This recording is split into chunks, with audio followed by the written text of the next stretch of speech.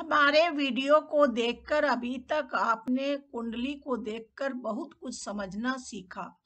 आप सबों की सहज जिज्ञासा होगी कि आसमान का यह कुंडली रूपी चित्र किसी के वर्तमान, भूत और भविष्य की जानकारी देने में किस प्रकार समर्थ होगा।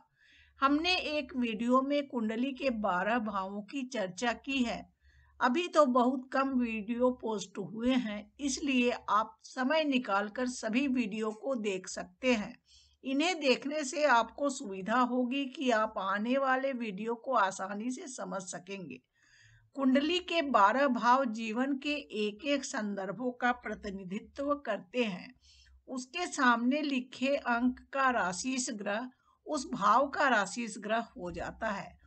उस राशिश ग्रह की शक्ति से ही हम उन संदर्भों की भविष्यवाणियां करने में समर्थ होते हैं। कोई भी ग्रह 3 स्थिति में कमजोर या मजबूत होते हैं। पहला, कुंडली में यानी जन्मकालीन समय में। जिस समय बच्चे का जन्म हो रहा हो, कोई ग्रह मजबूत हो तो वह कुंडली में भी मजबूत स्थिति में बैठता है। उस समय कोई ग्रह कमजोर हो तो वह कुंडली में भी कमजोर स्थिति में बैठता है। ग्रह मजबूत हो तो कुंडली के जिस भाव के स्वामी हो और जिस भाव में उनकी स्थिति हो, जीवन भर उनसे संबंधित अच्छा फल प्रदान करेंगे। ग्रह कमजोर हो तो कुंडली के जिस भाव के स्वामी हो और जिस भाव में उनकी स्थिति हो, जीवन भर उनसे संबंधित पूरा फल प्रदान करेंगे। कुंडली में स्थित सभी ग्रहों का फल अस्थायी होता है। जीवन भर छोटे या बड़े रूप में उन ग्रहों का फल मिलता ही रहता है।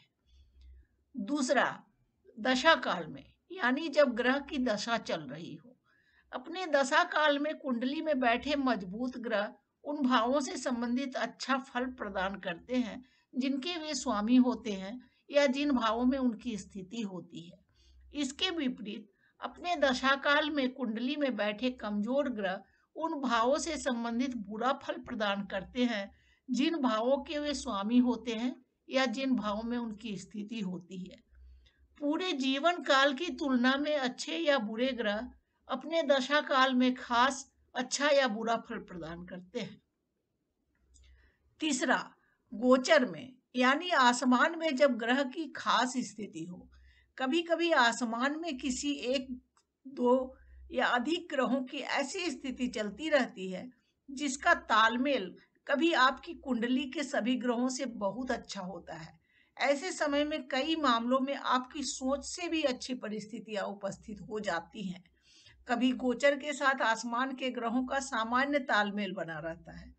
इस समय सब सामान्य लगता है, लेकिन कभी कभी आसमान के ग्रहों और कुंडली के ग्रहों के मध्य का तालमेल बहुत ही बुरा होता है। ऐसे समय में अस्थायी लेकिन बहुत गड़बड़ परिस्थितियां उपस्थित हो जाती है, जैसा कि आपने कभी कल्पना भी नहीं की होती है। ये अल्पावधि की होती है। हमें कुंडली को देखकर सभी भावों के अस्थायी तौर पर अच्छे बुरे होने का पता चलता है। जीवन यात्रा में कब गड़बड़ और कब अच्छी परिस्थितियां होगी, इसका अनुमान लगाना पड़ता है। गोचर के ग्रहों से कम अवधि की भविष्यवाणी में भी मदद मिलती है। जैसे किसी व्यक्ति की कुंडली में वैवाहिक सुख है, उसका दशा काल भी चल रहा है, पर शादी का मुहूर्त कब आएगा यह गोचर से स्पष्ट होता है। किसी व्यक्ति की कुंडली में कैरियर का सुख है, उसका दशा काल भी चल रहा है, पर नौकरी कब होगी यह गोचर से ही स्पष्ट होगा।